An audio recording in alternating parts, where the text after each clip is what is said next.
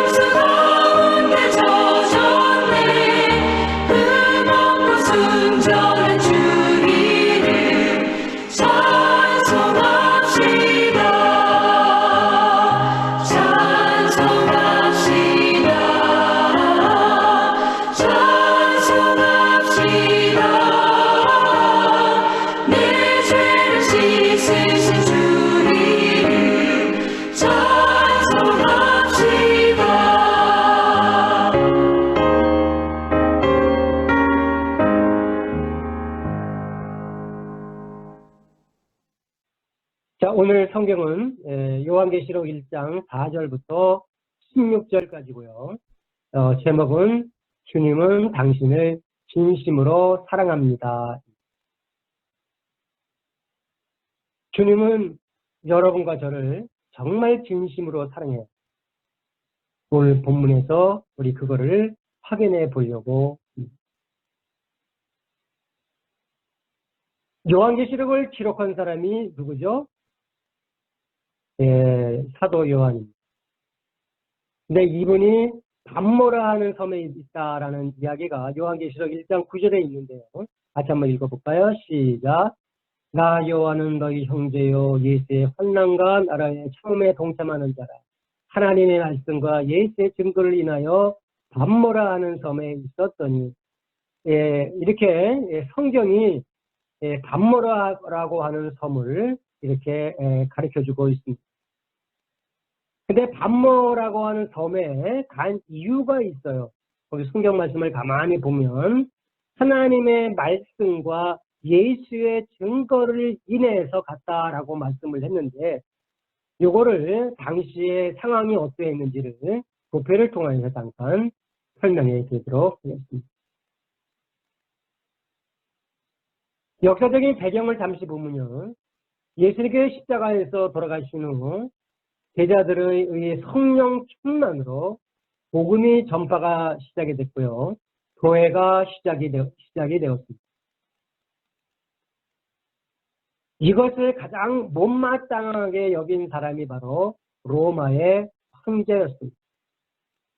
로마의 황제는 자신이 주라고 선포하면서 자신만 숭배하라고 했습니다. 그래서 모든 사람들은 황제 숭배를 하지만 성도들은 오직 하나님 이외에는 숭배할 수 없다고 반대했습니다. 성도들은 말합니다. 우리는 그럴 수 없다. 우리의 주는 예수님뿐이다. 라고 그렇게 얘기를 했습니다. 그러자 로마 황제가 크리스찬들에게 죄를 뒤집어 쓰기 시작을 했습니다. 크리스찬들은 식인종이다. 이게 무슨 말이냐면요. 성찬식 때 꼭 하는 말이 있어요. 이 똥은 주님의 몸을 상징하는 거고 포도주는 주님의 피를 상징하는 거다. 라고 합니다. 그렇죠? 그런데 로마 황제가 이것을 곡해를 해가지고 크리스찬들은 피를 먹는다. 사람의 몸을 먹는다. 식인종이다. 그래서 죽여라. 이게 말이 됩니까? 말이 안 되죠. 말이 됩니다. 그리고 또 한편으로는 기독교 말살 정책을 강제로 집행합니다. 그리고 참혹한 박해가 시작이 되는데요. 이 당시의 역사적인 배경을 한번 공부를 해보면요. 너무너무 슬퍼서 공부를 못해요. 눈물이 너무 많이 나요. 얼마나 많은 사람들이 십자가에서 달려 죽었고 어떤 사람들은 돌에 맞아 죽고 칼에 맞아 죽고 짐승의 사자한테 물려 죽고 그래도 그들은 오직 예수만 바라보면서 그들은 신앙을 지켰다고 합니다.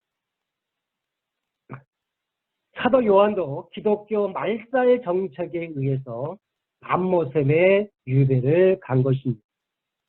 아까 성경 요한계시록 1장 9절에 말씀했듯이 하나님의 말씀과 예수의 증거를 인하여라고 하는 걸 보면 바로 사도 요한도 하나님의 말씀을 증거하다가 밤모섬의 유배를 한 것입니다. 자, 이제 성경을 계속 가보겠습니다. 요한계시록 1장 이제 10절부터 11절에 있는 말씀을 보면요. 주의 날에 내가 성령에 감동하여 내 귀에서 나는 나팔소리 같은 큰 음성을 들으니 가로되 너 보는 것을 책에 써서 에베소, 서보나, 버가모, 두아데라, 사대, 빌라델피아, 라오디게아, 7교회가 에 보내라 하시기로. 너 보는 것을 책에다가 써서 뭘 받느냐? 천상의 예수 그리스도의 모습을 봅니다. 자, 어디 있냐면요. 요한계시록 1장 12절부터 나옵니다. 천상의 모습입니다. 천상의 모습. 몸을 돌이켜 나더러 말하는 음성을 알아보려고 하여 같이 읽어요. 네, 일곱 금텟대를 보았는데 촛대 사이에 인자 같은 살에 끌리는 옷을 입고 가슴에 금띠를 띠고 그 머리와 털의 희가 흰 양털 같고 눈 같으며 그의 눈은 불꽃 같고 그의 발은 풀무에 달려난 빛난 수석 같고 그의 음성은 마른 물소리 같으며 그 오른손에 7별이 있고 그 입에서 좌우에 날성검이 나오고 그 얼굴은 해가 힘있게 비치는 것 같더라. 좀 어렵죠? 요 어려운데요. 성경 여러 군데에서 좀 쉽게 좀 풀이한 곳이 있어서 제가 여러분에게 보여드릴까. 자, 요한계시록 2장 1절입니다. 에베소 교회의 사자에게 편지하기를 오른손에 7별을 붙잡고 7 금톳대 사이에 다니시는 이가 가라사대. 네. 오른손에 7별을 붙잡고 7 금톳대 사이에 다니시는 이. 누굽니까? 예수님이십니다. 다음 절 볼까요? 요한계시록 2장 8절. 서머나 교회 사자에게 편지하기를 처음이요 나중이요 죽었다가 살아나신 이가 가라사대. 누굽니까? 예수님이십니다. 예수님은 처음이요 나중이신 분이고 죽었다가 살아나신 분이십니다. 자, 요한계시록 2장 12절. 버가모 교회 사자에게 편지하기를 좌우에 날성검을 가진 이가 가라사대. 날성검을 가진 이가 가라사대. 예. 대단하신 분이죠, 우리 예수님. 자, 요한계시록 3장 1절. 사대교회 사자에게 편지하기를 하나님의 7영과 7겹을 가진 이가 가라사대. 내가 내 행위를 하노니 내가 살았다 하는 이름을 가졌으나 죽은 자로다. 7영과 7뼈를 가리신 분 누구십니까? 예수님이십니다. 자, 요한계시록 3장 7절. 필라델피아 교회 사자에게 편지하기를 거룩하고 진실하사 다윗의 열쇠를 가지신 고 열면 닫을 사람이 없고 닫으면 열 사람이 없는 그 이가 가라사대. 우리 예수님이십니다. 자, 하나만 더 보죠. 요한계시록 3장 14절. 라오디게아 교회 사자에게 편지하시기를 아멘이시오. 충성되고 참된 증인이시오. 하나님의 창조의 근본이십니다. 가라사대. 우리 예수님은 처음이시오 나중이신 분이 바로 그 예수님이십니다. 바로 천상의 예수 그리스도의 모습을 가지고 있는 분이 오십니다. 자, 요한계시록 1장 7절. 볼지어다 구름을 타고 오시리라. 자기네 눈이 그를 보겠고 그를 찌른 자들도 볼 터이요 땅에 있는 모든 족속이 그를 인하여 애곡하리니 그러하리라. 아멘. 자, 예수님께서 뭘 타고 오세요? 구름 타고 오신답니다. 천상의 모습으로 구름을 타고 오십니다. 그런데 언제 오십니까? 언제 오세요? 예수님이? 우리 배웠잖아요. 예, 그럼요. 아버지만 아시죠? 할렐루야. 예, 역시 성경을 우리가 잘 배운 보람이 있네요. 설교를 잘 들으신 보람이 있습니다. 자, 그런데 그 성경 구절이 어디 있을까요? 그때 기억이 안 나시죠? 제가 가르쳐 드리겠습니다. 마태복음 24장에 있습니다. 예, 그런데 여러분들이 마태복음 24장 29절로 36절까지 여러분 이제 집에서 한번 읽어보세요. 이 설교가 끝나면 지금 찾아보셔도 되고요. 거기에 보시면 아버지만 안다라는 말이 거기에 나옵니다. 제가 몇 절이라는 거를 안 가르쳐 드릴 거예요. 왜냐하면 여러분들이 성경을 안 보시니까. 마태복음 24장 29절로 36절까지 보시면 아버지만 아신다는 내용이 나오는데요.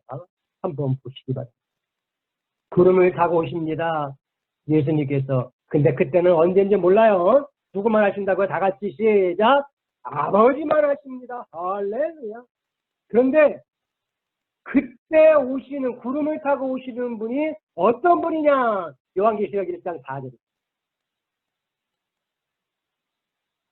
이제도 계시고 전에도 계시고 장차 오실 이와 그 보좌 앞에 7영과 그 다음에 8절이요. 1장 8절. 주 하나님의 여사대 나는 알파와 오메가라. 이제도 있고 전에도 있었고 장차 올 자여 선명한 자라 하시더라. 바로 알파와 오메가가 되신 분, 처음이요 나중 되시는 이 예수님께서 이제 구름을 타고 오십니다. 근데 언젠지는 몰라요. 네, 언젠지는. 자, 천상에서는 그러한 모습이 있습니다. 근데 그러한 모습을 가지고 계신 예수님께서 이 땅에 오셨을 때는요, 정말 인간의 옷을 입고 이 땅에 오셨을 때는 정말 말할 수 없는 초라한 모습이셨습니다. 오늘 여러분이 읽으실 요한계시록 1장 4절부터 16절 사이에는요, 무언가가 흐르고 있어요. 그게 뭔지 아십니까? 예수의 피가 흐르고 있어요. 자, 성경 요한계시록 1장 5절 말씀을 잠시 보겠습니다. 또 충성된 증인으로 죽은 자들 가운데서 먼저 나시고 땅의 임금들의 머리가 되신 예수 그리스도로 말미암아 은혜와 평강이 너희에게 있기를 원하노라. 우리를 사랑하사. 자, 오늘의 이제 말씀에 아까 이제 제가 제목에 나왔죠. 우리를 사랑하사. 그의 피로 우리 죄에서 우리를 해방하시고 그의 피로 그의 피 바로 예수의 고난입니다. 예수님께서 그 눈물겨운 그 고난 때문에 우리 죄에서 우리를 해방시키셨습니다. 그 이유가 뭐냐? 바로 우리를 사랑하기 때문이라고. 어떤 분이 그런 얘기를. 아이 목사님, 그 고난주일 날만 우리가 고난주일 설교를 듣죠. 예, 평상시는 우리는 잘 안 들어요. 그렇게 말씀하시는데요. 아닙니다. 우리가 이 고난 설교는요, 우리가 2달에 한 번 정도는 들으셔야 합니다. 그 정도로 고난의 설교는 우리에게 너무나 중요합니다. 여러분들 복음이 뭔지 아세요? 복음의 핵심이 뭔지 아세요? 십자가와 예수의 부활이 복음의 핵심입니다. 바로 거기에 예수의 고난이 있습니다. 그의 피, 고난의 시작을 우리가 한번 이 시간 한번 보도록 하겠습니다. 도표를 잠시 보시겠습니다. 예수님의 고난입니다. 요한계시록 1장 5절 우리를 사랑하사 그의 피로 우리 죄에서 우리를 해방하시고 금요일 새벽입니다. 빌라도 앞으로 끌려갔습니다. 요한복음 10장 16절에 유대인들의 뜻에 따라서 십자가에 형벌을 내리면서 사형권도를 내립니다. 누가요?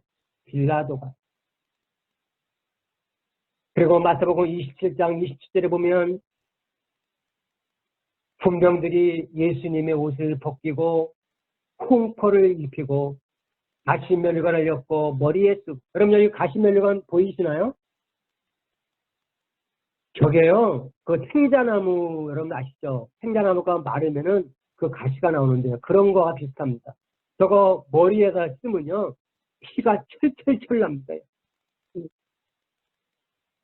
가시면류관을 엮고 머리에 씌워서 피가 철철 나는데 예수님을 희롱하고 힘뱉고 갈대를 떼어서 그의 머리를 치고, 근데 예수님은요 그냥 가만히 계셨어요.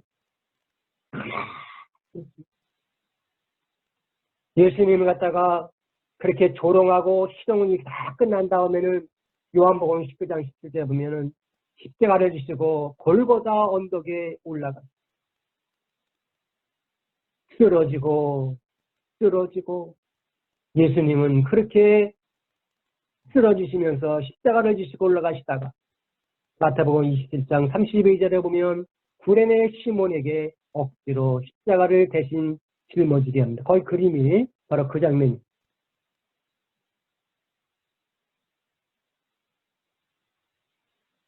잠시 그 골고다 언덕에 대해서 참고를 하시면요. 골고다 언덕은 그 갈보리 언덕인데요. 이거를 다른 말로 해골 언덕이라고 합니다. 골고다는 해골이라는 뜻을 해요. 히브리어입니다. 히브리어. 그리고 갈보리 역시 해골이라는 뜻인데 이거를 라틴어. 네, 가끔 어떤 분이 한국말이라고 그러시는데 아니에요. 한국말이 아니고 라틴어입니다. 라틴어.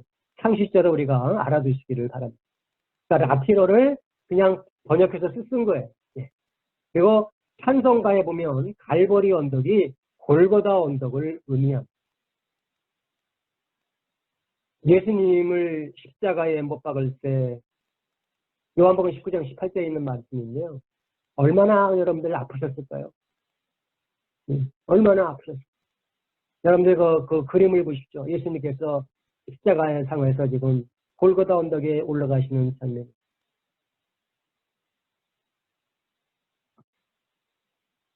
오후 3시에 예수님께서 운명하십니다. 요한복음 19장 30절에 보면 다 이루었다 하시고 영원히 돌아가시다 하면서 영원히 돌아가시다. 돌아가십니다. 그런데요, 십자가에 달려 돌아가실 때 주님의 그 십자가의 상에서의 끝까지 지킨 믿음의 사람이 있습니다. 4 사람인데요. 첫째, 예수님의 어머님 마리아. 예수님의 이모인 글로바의 아내인 마리아, 또한 막달라 마리아, 그리고 사도 요한.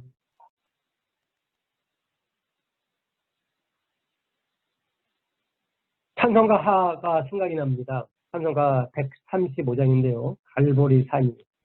갈보리 산이 십자가 섰으니 주가 고난을 당한 벼라. 험한 십자가를 내가 사랑함은 주가 보혈을 흘리밀세 최후 승리를 얻기까지 주의 십자가 사랑하리. 빛나며 유가 밖에까지 험한 십자가 붙들겠니.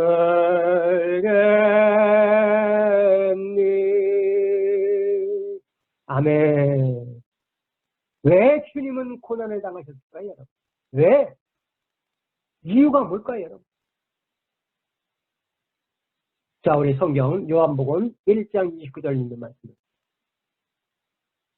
이튿날 요한이 예수가 자기에게 나오심을 보고 가로되 보라 세상 죄를 지고 가는 하나님의 어린 양이로다. 우리 예수님은요 하나님의 어린 양이죠.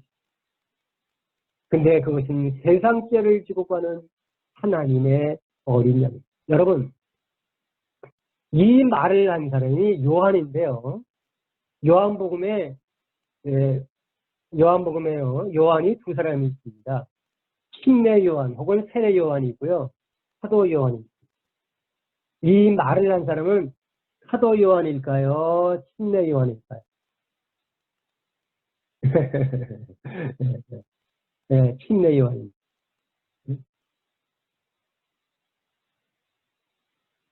제가 여러분에게 이런 얘기를 들려주는 이유는 성경을 우리가 제대로 배워야 할 필요성이 있기 때문에 제가 여러분에게 물어봅니다. 제가 아주 오래전에 1982년도에요. 제가 전도사 시절에 그 중고등부 학생들하고 대학생, 청년부에게 성경 공부를 매주 토요일마다 가르친 적이 있었습니다. 어느 날 토요일 저녁에 대학생들에게 성경을 공부를 끝난 다음에 집으로 돌아가는데 어느 한 자매가 저한테 그러는 거예요. 전도사님, 혹시 베드로 부인 누군지 아세요? 그러더라고요. 네? 누구요? 베드로 부인이요? 글쎄요. 그 베드로 부인 이름을 글쎄 저는 잘 모르겠는데 혹시 아세요? 아니에요. 성경에 나와 있어요. 그렇게 얘기를 하더라고요. 네? 성경에 나와 있어요. 그래서 제가 직감적으로 생각한 게 이분이 요한복음 18장을 보셨구나 생각을 했습니다.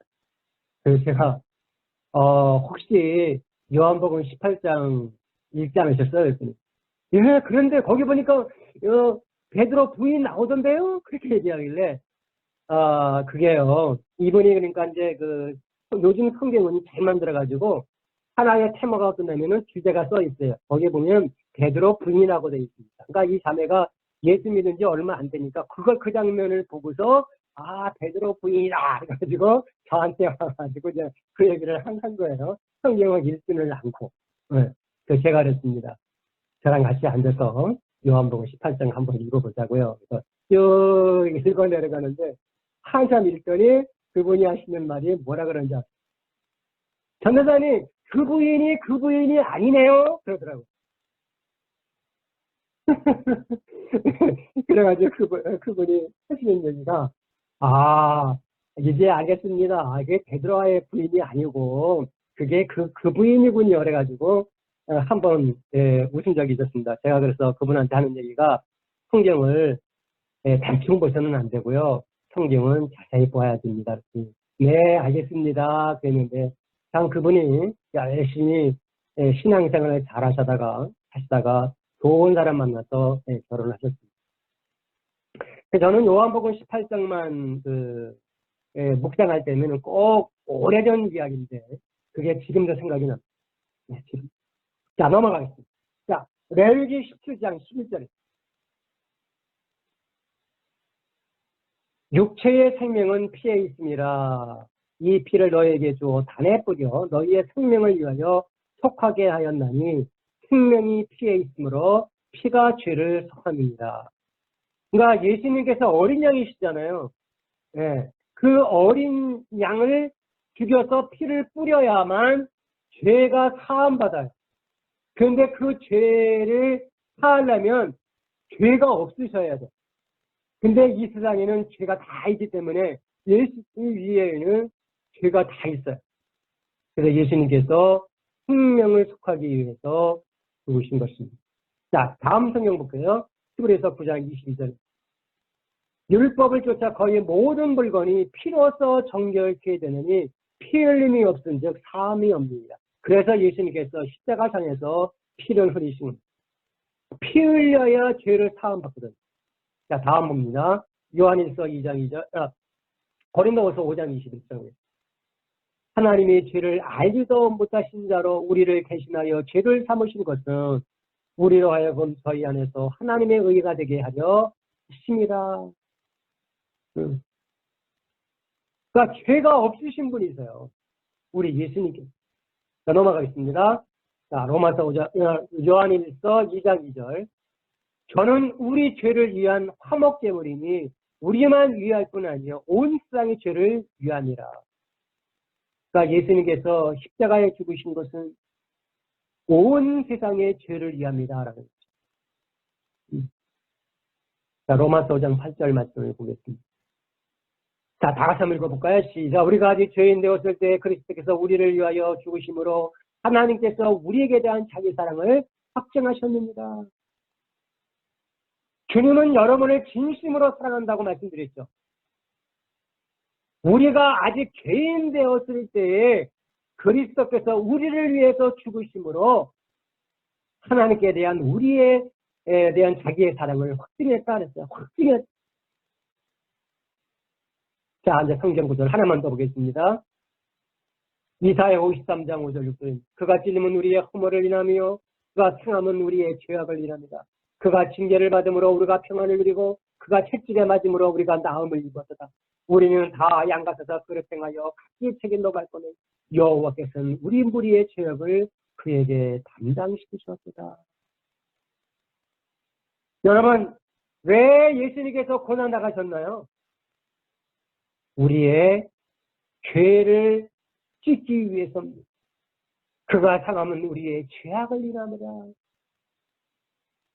그가 징계를 받음으로 우리가 평화를 누리고 그가 채찍에 맞음으로 우리가 나음을.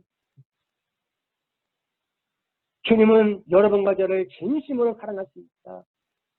고난도 참고 모든 걸 다 참으셨습니다. 그 아픔까지도 참으셨어요. 이렇게 우리들에게 모든 것을 다 쏟아부어 주셨는데 여러분, 우리가 어떻게 살아야 되겠습니까? 어떻게 살아야 되겠습니까? 하나님으로부터 은혜를 받은 우리가 어떻게 살아야 됩니까, 여러분? 자, 보겠습니다. 어떻게 살아야 하는가? 첫째, 같이 읽어봐요. 시작. 하나님께 영광 돌리며 살아야 합니다. 자, 요한계시록 1장 6절입니다. 그 아버지 하나님을 인하여 우리를 나라와 제사장을 삼으신 그에게 영광과 능력이 세세토록 있기를 원하노라. 아멘. 어떻게 우리가 살아야 되냐고요? 하나님의 영광을 위해서 우리는 살아야 합니다, 여러분.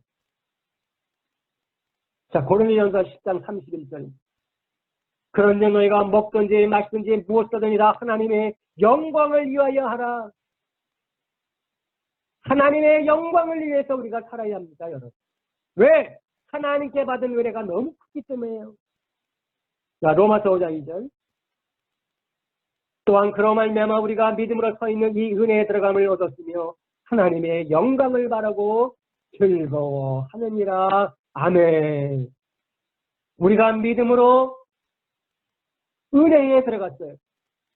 죄에서 용서함 받았어요. 하나님의 자녀가 되었어요. 거룩한 백성 성도가 되었어요. 그래서 우리는 하나님의 영광을 바라면서 우리는 살아가야 됩니다. 할렐루야. 하나님의 영광을 위해 사는 저와 여러분 되시기를 주님의 이름으로 축복합니다. 자, 두 번째. 어떻게 살아야 하는가? 같이 읽어봐요. 시작. 그의 말씀에 엎드려 순종하며 살아야 한다. 하나님의 영광을 위해 살아가야 된다는 말, 그 단어 속에는요, 순종이라는 단어가 숨어 있습니다. 나 하나님의 영광 위에 살을지어라고 말한 사람이 하나님의 말씀에 순종 안 해요? 순종하죠. 순종하며 살아야 합니다. 자, 이사야 6장입니다. 때에 그 스라비 하나가 화저로 담에서 취한 바 핀 숯을 손에 가지고 내게로 날아와서 그것을 내 입에 대며 가로되 그러나 이것이 내 입에 닿았으니 내 악이 제하여졌고 내 죄가 사하여졌느니라 하더라. 내가 또 주의 목소리를 들은즉 이르시되 내가 누구를 보내며 누가 우리를 위하여 갈고 그때에 내가 가로되 내가 여기 있나이다 나를 보내소서. 여호와께서 가라사대 가서 이 백성에게 이르기를 너희가 듣기는 들어도 깨닫지 못할 것이요 보기는 보아도 알지 못하리라 하여. 이사야 선지자가 하나님의 음성을 들었습니다. 내가 누구를 보내며 누가 우리를 위하여 갈꼬라고 말을 할 때 이사야 선지자가 말합니다. 내가 여기 있나이다 나를 보내소서. 이게 바로 뭡니까? 순종입니다. 그런데 요즘에 많은 우리 믿음의 성도님들이요, 순종을 나의 형편에 맞춰서 순종을 해. 내 형편에 맞으면 순종하고, 내 형편에 안 맞으면 순종 안 하고. 이거 순종 아니에요, 여러분. 순종은요, 내 형편에 맞추는 것이 아니라 하나님 편에 맞추는 거예요. 지금 이사야 선지자가 하나님 음성을 들었어요. 내가 누구를 보내며 누가 우리를 위하여 갈 거라고 했는데요.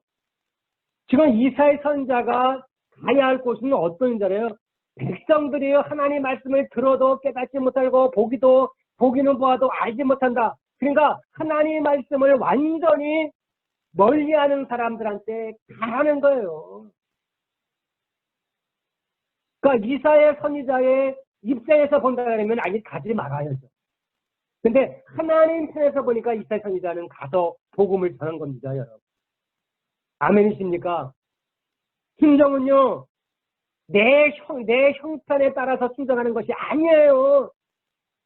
하나님의 뜻에 따라 순종하는 성도님 되시기를 주님의 이름으로 축복합니다. 왜 그런지 아세요? 우리가 하나님의 은혜로 우리가 구원받았기 때문에 그렇습니다. 자, 이제 마지막 세 번째입니다. 어떻게 우리가 살아야 합니까, 여러분? 어떻게 살아야 합니까, 여러분? 같이 한번 읽어볼까요? 시작.